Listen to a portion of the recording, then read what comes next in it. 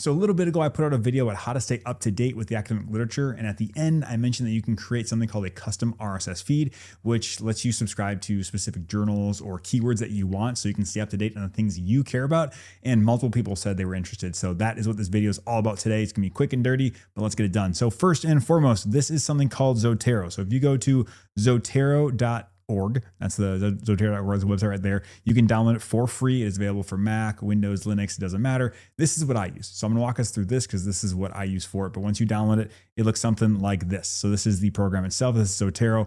And on the side here are the feeds. So this is me. This is either my personal feeds, looking at lots of different things and different things. I have sports medicine, cardiology, endocrinology, lots of fun things that I'm into. I also have specific keywords like hydrodissection here. So I'm gonna show you how to build all this, but this is how I essentially each week can kind of go through and look at things if I want to say, hey, am I interested, and go from there.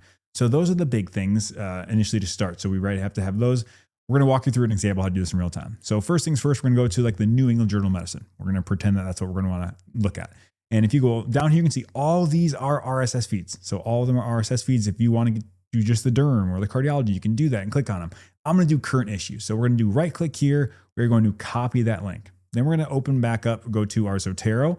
And here we're going to go file and then new feed from URL. So you click on that new feed from URL, just copy that and paste it in there, and boom, right there. You can title it whatever you want. I can just go NEJM, and we're going to say, okay. And you can see right here on the left, boom, it was added. So now anytime they publish something to that RSS feed, it's going to populate inside your Zotero. You can look and see. So these are the most recent ones here, and they will in real time populate for you. So that is a wonderful way to do it. It's that simple. You can do it, as you can see, I've done it for dozens of things, and that's one way to do it.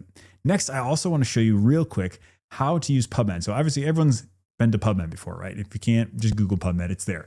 But from there, you can also start doing advanced searching. So let's say specifically click advanced. It opens up these fields here. I've already done an advanced search here, but I've looked at ApoB or apolipoprotein B or ApoB100. What this search is saying is that anytime these keywords, any of them, ApoB or this or that, is published, you will get alerted. It's going to come to your customized RSS feed. So what you do here is essentially you can do search.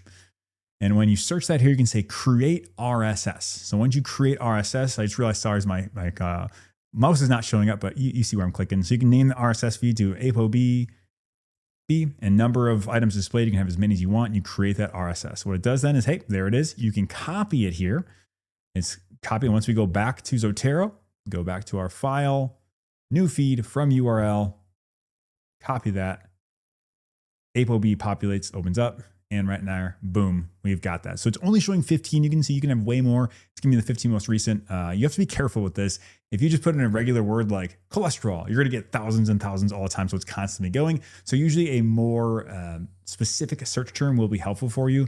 But really, that's it. That's all it is. It's super easy, simple. Hopefully that was helpful for you, but you can go there, kind of create a custom feed for you. And then cool thing with Zotero is if you have access to them, you can also download them and store them there. So that's a whole nother topic, but hopefully this was helpful for you and your study habits. If you did find it helpful, I'd appreciate if you shared it with someone, but I hope you have a great rest of your day.